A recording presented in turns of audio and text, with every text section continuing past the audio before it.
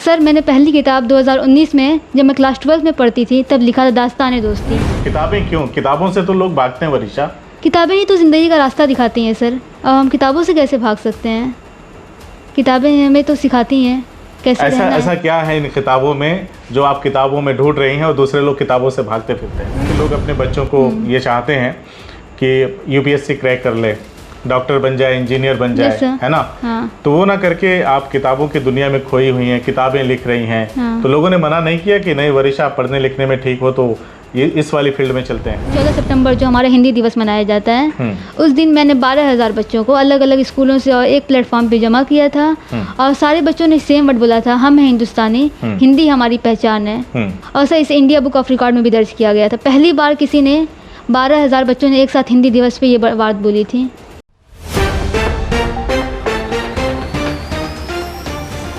किसी ने सच ही कहा है, सपने उन्हीं के पूरे होते हैं जिनके सपनों में जान होती है और पंखों से कुछ नहीं होता, हौसलों से उड़ान होती है।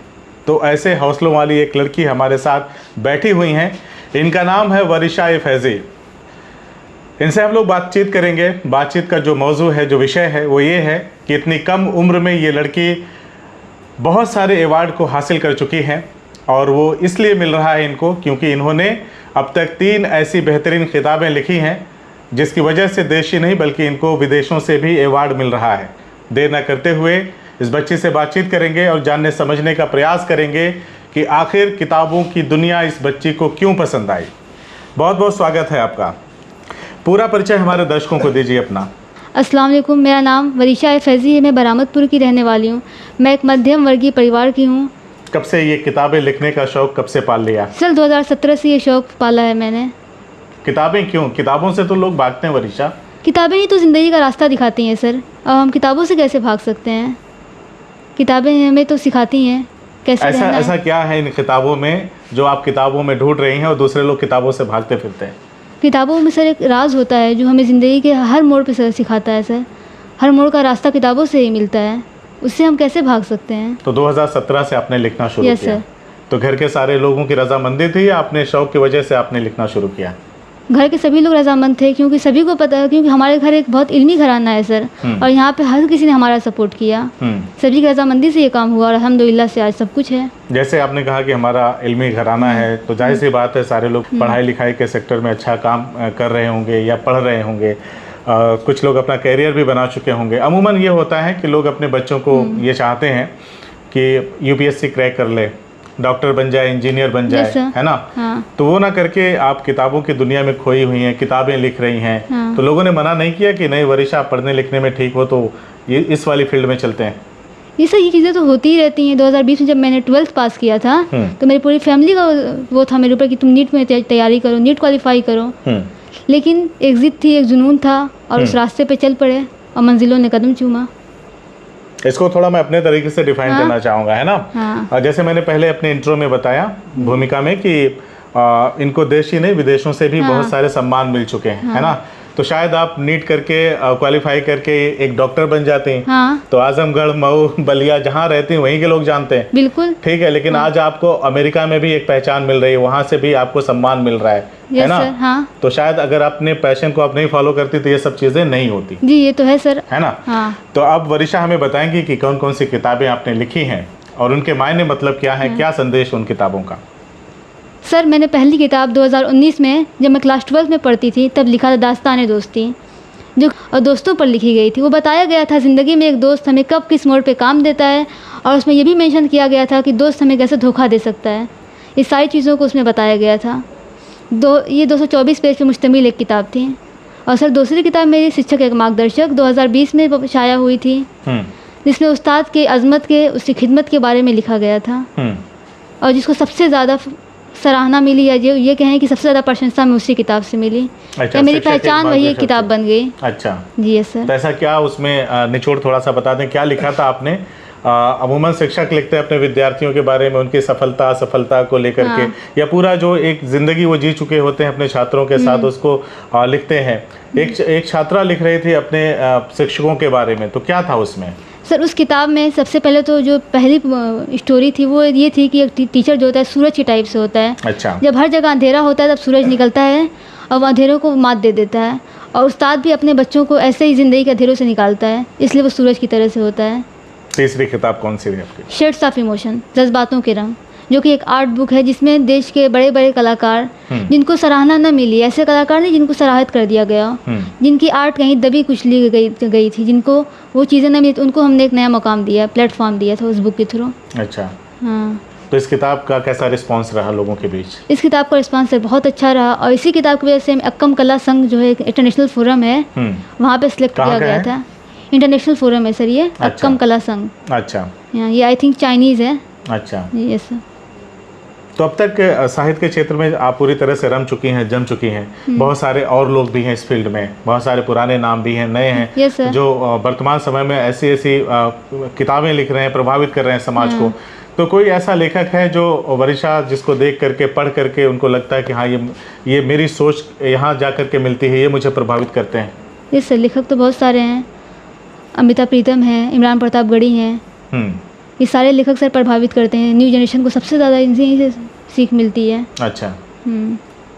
गौरव उपाध्याय सर हैं। अच्छा। हाँ, अब तो अलग अलग फील्ड के लोग हैं, हाँ, है ना? सर सारे साहित्य के लोग हैं सर, सारे साहित्य के अलग अलग विधाओं के लोग हैं। अच्छा, आपको Guinness book of world record भी मिला है, वहाँ से भी एक सम्मान मिला, क्यों मिला है आपको, क्यों दिया है सर? ये 2022 में टीचर्स डे 5 सितंबर 2022 को इंस्टाग्राम पर मात्र 45 मिनट में 1693 लोगों ने मेरी बुक को अपलोड किया था, और ये कहकर India has the best teacher because the proof of this book.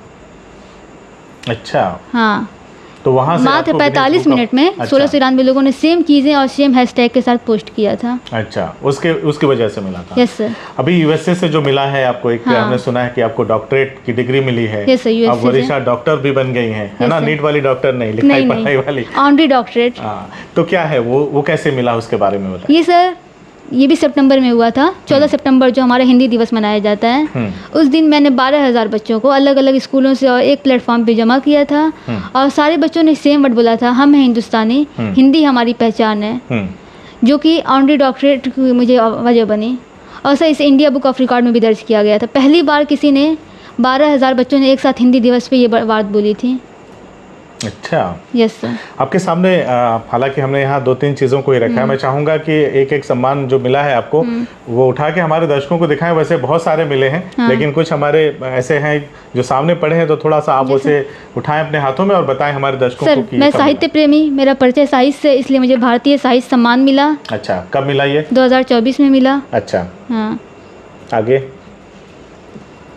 और ये सर जिसका आप जिक्र कर रहे थे, ऑनरी डॉक्टरेट। अच्छा, यस, जो ये अमेरिका से मिला है। यस।